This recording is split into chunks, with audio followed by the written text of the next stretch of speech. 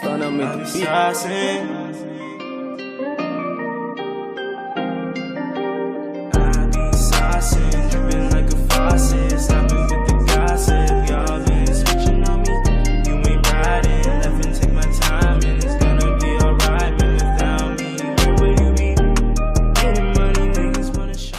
So it's happened again. I've gone ahead and bought a new watch, and in this video I'm going to be breaking down what watch it is, the perks of it, how much I obviously paid for it, why I bought it, and a couple other things as well.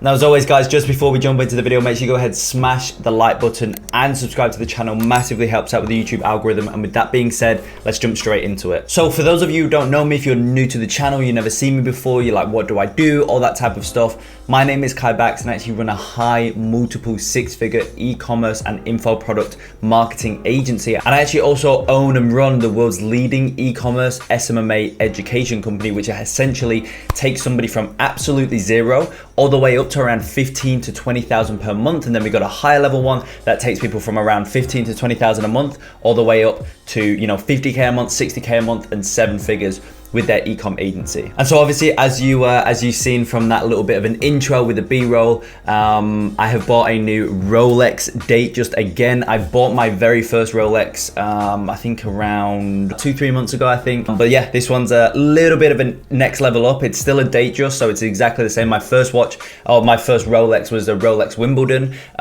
which is just a variation of the Datejust. Now this one that I've got on right here, I don't know how well the camera can see that, is a Rolex Datejust, but this is a two-tone with yellow gold, and it's actually got the diamond hour markers and the pearl, or it's called the mother of pearl face. I don't know how well the camera picked up the mother of pearl, but essentially it's like a white face, as you can see, but it's like in the light, it's like it's a pearl face essentially. And so I'm sure the question that you've all been wanting to hear, the answer to how much did I pay for it? This was actually 25,500 Australian dollars, which is almost $18,000 on the dot US. So yeah, as I say, that's what I paid for it. My very first one, my Rolex Wimbledon, which I can actually grab. So this one is actually my very first Rolex, which is the Rolex Wimbledon, and I'll show you the difference. This is essentially why I wanted to get this one, because it's so different from my very first one, the Wimbledon. So as you can see, they're the two Rolexes. This one's obviously the one that I just bought a couple days ago. This was my very first one,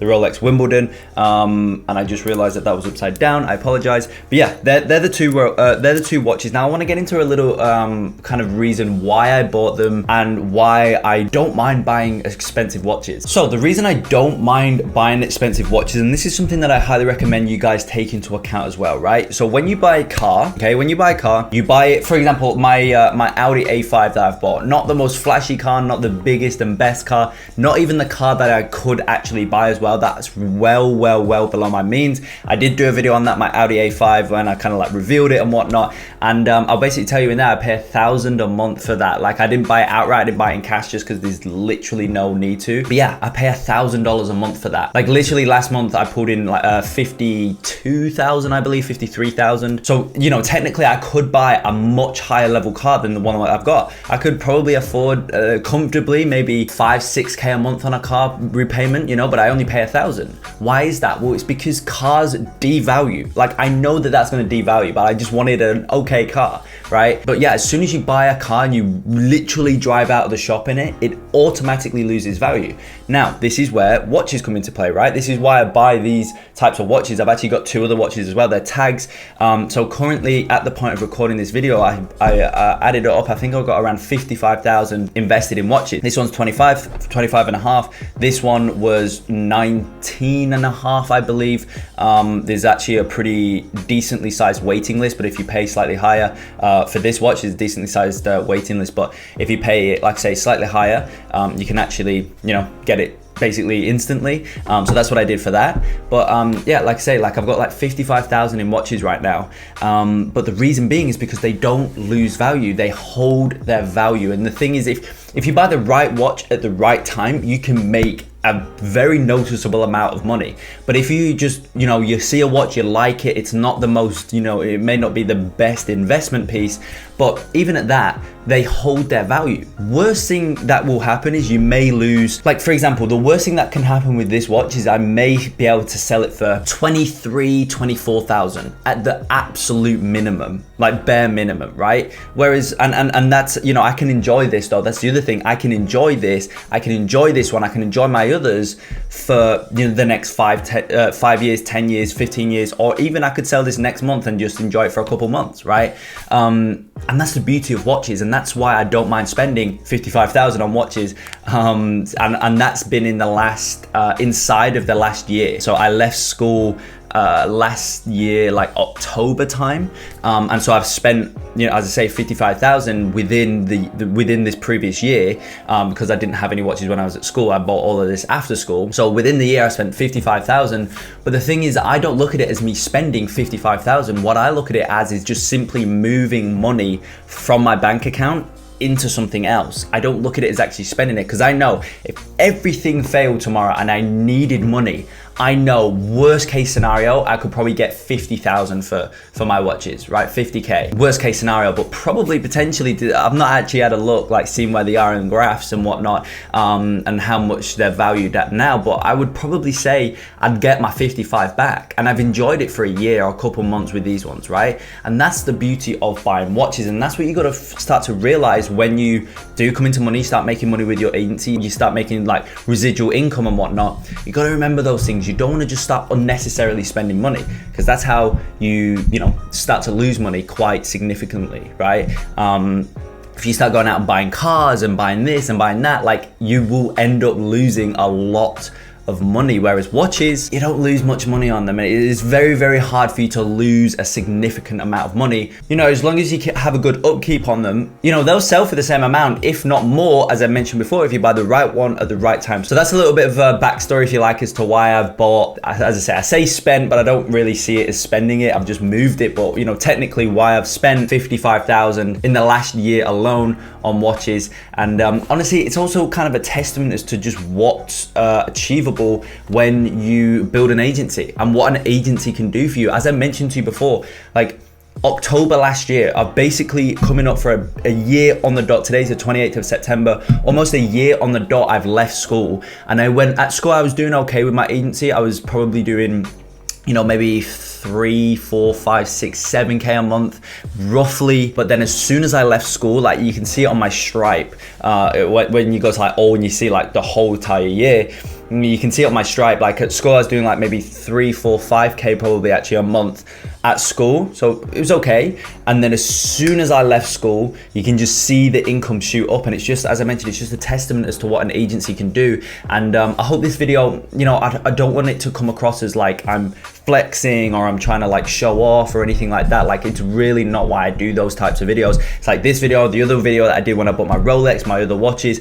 and my car. I've done a video on each and every one, and it's not to, as I say, it's not to flex, it's not to show off, it's purely to show you what can happen. Like I'm not doing anything with my agency that you can't find the information on, if that makes sense. Like for example, my agency, I'm not doing anything secretive. You know, everything that I do, I either speak about on this channel or I break it down in my program. Now, this is not a pitch to sell my program, but what it is showing you, like, you know, you have access to all the information that you need. Whether, as I mentioned, it is inside of the program, because I do only go so far on this YouTube channel, right? Whereas all the other stuff, the real detailed stuff that's actually going to get you from 0 to 15, 20K a month, right? That's in the Quantum Agency program. Now, again, it's not a pitch for that. I'm just saying that you can find the knowledge on how to do this. And once you do find that knowledge and you take action on it, that's something else.